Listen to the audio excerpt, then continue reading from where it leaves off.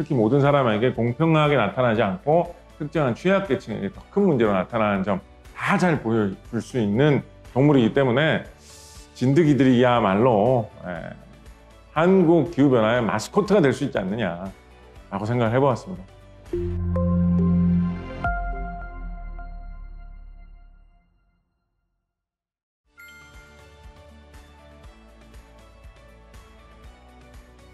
포스트 코로나라는 말은 이제 코로나19가 끝나고 나서 세상이 어떻게 변할 거냐라는 생각을 담고 있는 말인 것 같거든요. 말 자체부터.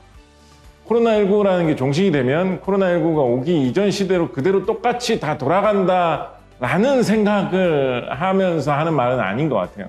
그러면서 이제 항상 나오는 이야기가 이번에 이제 코로나19 같은 경우에 아직까지 완벽하게 확인된 것은 아니지만 박쥐 같은 야생동물로부터 바이러스가 갔다가 넘어왔을 가능성에 대해서 많이 이야기가 되고 있지 않습니까? 기후변화의 시대가 되면 당연히 기후가 바뀌니까 생태계가 많이 바뀔 수밖에 없고 그러면 동물들이 사는 곳이 바뀔 수밖에 없고 우리가 지난 수백 년, 수천 년 동안 접촉하지 못했던 동물, 식물과 접촉하게 되는 시대로 진입하게 될 거거든요. 그러면 당연히 코로나19 같은 전염병, 감염병을 마주할 가능성도 기후변화와 함께 앞으로 계속 더 높아질 수도 있지 않겠느냐를 걱정하는 시대가 또 포스트 코로나 시대라고 할 수 있기 때문에 그런 면에서 포스트 코로나 시대의 뉴 노멀하고 기후변화는 같이 가는 문제가 아니냐라는 생각을 하게 되었습니다.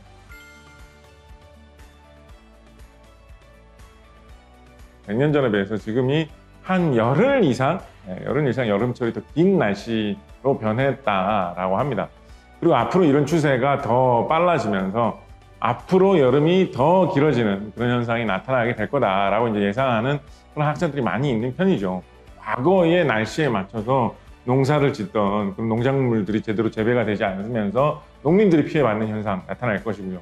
여름철이 더 길어지면서 전체적으로 온도가 더 높아지면서 발생할 수 있는 여러 가지 기상현상과 관련된 피해들, 뭐 가뭄이라든가 홍수라든가 아니면 뭐 가뭄의 연장선상에서 나타나는 지나치게 건조한 날씨에서 일어나는 산불이라든가 뭐 겨울철에 얼어붙었던 얼음이 지나치게 과거와는 다른 형태로 녹는 것 때문에 발생할 수 있는 해빙 현상에 따른 어떤 뭐 땅 꺼짐이라든가 뭐 산사태라든가 이런 다양한 재해들도 생각을 해볼 수가 있는 것이죠.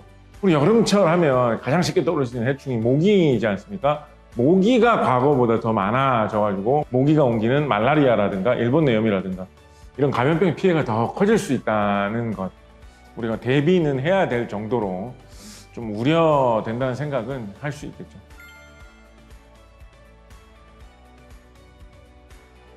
제 진드기 이야기를 하는 것은 기후변화 문제에 대해서 우리가 놓치고 있는 시사점을 주는 면들이 꽤 있기 때문입니다. 우리가 기후변화 하면 가장 쉽게 떠올리는 동물은 북극곰이죠. 북극곰이 이제 기후변화 때문에 살 곳을 잃어가지고 뭐 고생하고 있다, 힘들어하고 있다, 사라져간다, 죽어간다 이런 이야기를 이제 많이 보게 되는데 그렇지만은 북극곰을 통해서 그것만으로 기후변화 이야기를 접하는 데 대해서 문제가 될 수 있는 게 또 몇 가지가 있어요. 첫 번째는 북극곰 일단 우리나라에 살지도 않아요. 뭐 미국, 뭐 캐나다, 유럽 이런 데 사는 동물이지 않습니까? 그래서 여전히 먼 나라의 어떤 특별한 이야기로만 받아들여지게 하는 그런 문제가 있습니다.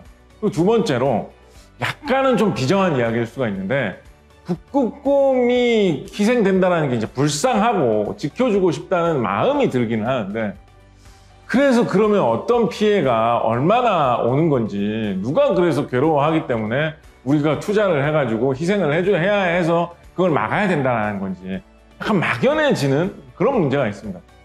기후변화 때문에 어떤 피해가 발생한다는 거지? 북극곰 줄어드는 게 제일 큰 문제인가? 거기서 생각이 멈출 수가 있다라는 거죠. 그리고 그거하고 연관되어 있는 세 번째 문제는 기후변화가 사실은 피해를 입는 계층이 다릅니다. 기후변화에 더 큰 피해를 받는 것은 그러한 사회적 취약계층, 사회적 약자에 한정되어 있거든요. 그런 문제가 북극곰을 지키기 위해서 기후변화를 신경을 써야지라고만 하면 좀 선명하게 드러나지 않는 문제가 있습니다. 그에 비해서 이 진드기들은 이런 문제를 선명하게 잘 알려줍니다. 여러분 이건 많이 들어보셨을 거예요. 가끔 뭐 성묘, 벌초할철에 산에 갔을 때 산에 풀밭 같은데 아무데나 그냥 앉지 마라. 자리라도 하나 깔고 앉아라. 잘못해가지고 진드기에 물리면 쯔쯔가무시증이라는 병이 걸리게 되는데 그러면 열도 나고 하면서 엄청 고생한다. 이런 얘기 들어보신 적 있으실 겁니다. 쯔쯔가무시증을 옮기는 이 참진드기, 당연히 여름철이 길어지면 활동할 수 있는 기간이 더 늘어나면서 피해가 더 커질 거다라고 충분히 예상을 할 수가 있죠. 털진드기가 일으키는 이런 피해는, 쯔쯔가무시증은 모든 사람들에게 공통되게 나타나지 않습니다. 도시 중산층, 사무직 노동자로 사회 지도층, 이런 사람들은 사실은 털진드기에 가까이 지낼 이유가 없죠.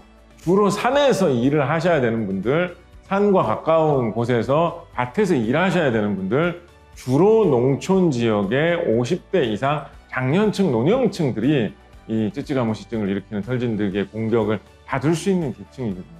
그래서 우리 사회에 특정 취약계층이 실질적으로 기후변화 때문에 더 큰 피해를 받을 수 있는 문제가 대표적으로 이런 진드기 때문에 일어날 수 있는 문제다라고 볼 수 있기 때문에 지목해서 말씀드리고 싶은 면이 있고, 저는 이 진드기들이야말로 우리 주변에서, 우리나라에서 가까운 곳에서 발생할 수 있는 문제이면서 실질적으로 우리 사회의 특정한 사람들에게 현실적인 피해를 지금도 굉장히 많이 입히고 있고 앞으로도 더 많이 입히는 안전과 삶의 문제와 직결되는 문제로서 발생할 수 있는 문제이기도 하고, 특히 모든 사람에게 공평하게 나타나지 않고 특정한 취약계층에게 더 큰 문제로 나타나는 점 다 잘 보여줄 수 있는 동물이기 때문에 진드기들이야말로 한국 기후변화의 마스코트가 될 수 있지 않느냐라고 생각을 해보았습니다.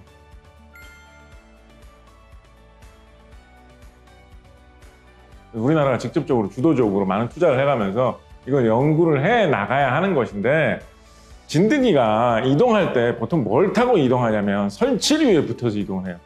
산에 돌아다니는 뭐 다람쥐라든가 뭐 청설모라든가 아니면 뭐 들쥐라든가 토끼라든가 뭐 이런 거에 붙어서 이동을 할 수 있는 거거든요. 그래서 이런 것들이 어떻게 퍼지면서 진드기가 어디에 생겨서 어디까지 퍼져나갈 수가 있고 우리가 어떻게 하면 피할 수 있을 것이냐, 좀 조직적으로 계속 연구를 해나갈 필요가 있습니다. 다람쥐 연구를 해가지고 무슨 도움이 되냐, 호랑이 같은 거 연구한다면 멋있기라도 하지 라고 생각할 수도 있는데, 사실은 다람쥐 연구, 청설모 연구, 들쥐 연구, 산에서 얘네들이 어떻게 돌아다니는지 연구를 하는 게 결국은 이것들이 돌아다니면서 옮기는 진드기에 대한 연구로 이어져 가지고 사람의 목숨을 구할 수 있는 연구로 넘어오게 되는 거거든요. 이런 식으로 자연에 대한, 생태계에 대한 광범위한 연구와 관심 그리고 투자가 앞으로 포스트 코로나 시대에, 기후변화 시대를 맞아서 우리의 안전을 지켜주기 위해서 도움이 될 수 있는 영역이 굉장히 많을 것입니다. 앞으로 미래의 기후변화 시대에 어떻게 우리가 적응하면서 살아남을 수 있을 것인가에 대해서 중요한 지식을 줄 수 있는 열쇠가 되는 일이 분명히 점점 더 많아질 거라고 생각을 합니다.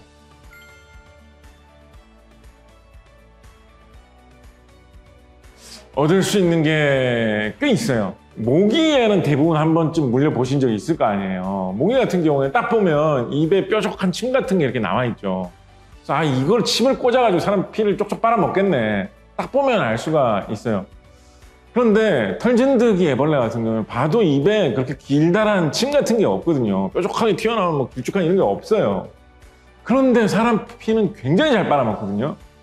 어떤 방법을 사용하느냐, 희한한 게, 그래서 이 털진드기 애벌레한테 한번 물리고 나면 상처가 생기는데, 상처가 그런 털진드기 애벌레 같은 사소한 거에 물렸을 거라는 생각을 좀 안 들게 할 만한 상처가 생겨요.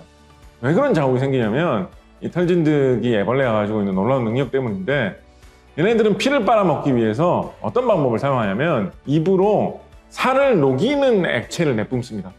그래서 그 살을 녹이는 액체가 사람 살을 녹이는 가운데에서 구멍을 뚫어가지고 거기서 이제 피를 마음껏 마시는 그런 방법을 사용을 하고 있거든요. 근데 그런 게 피를 빨고 난 자국인데도 무슨 이빨자국 같이 크게 보이는 이유가 이런 희한한 습성이 있기 때문이죠. 이런 건 굉장히 신기한 특성이고, 한 0.1mm 막 이렇게 생각해야 될 정도로 되게 작거든요. 근데 그거를 현미경을 확대해서 보면 그래도 뭐 팔다리가 다 있고 몸에 막 뭐 내장 같은 것도 다 있고 뇌라고 할 만한 그런 부위도 있고 몸을 움직이는 근육 같은 것도 다 갖춰져 있고 심지어 뭐 짝짓기를 하고 살 수 있는 뭐 그런 능력, 그런 삶의 어떤 단계 이런 것도 다 마련되어 있는 진짜 무슨 큰 동물하고 별 다를 바 없이 사는 동물이에요. 그런 것도 사실은 과학적인 연구의 가치가 있는 거죠. 도대체 얼마나 세밀한 구조가 어떤 식으로 연결이 돼 있길래 그렇게 작은 크기이면서도 제대로 활동을 하고 살아갈 수 있을까, 이런 거를 연구를 해 나가다 보면 우리의 첨단 기술로 뭔가 세밀하고 아주 작은 그런 제품을 개발하는데도 큰 도움이 될 수 있는 지식이 많이 나오지 않을까라는 생각도 해봅니다.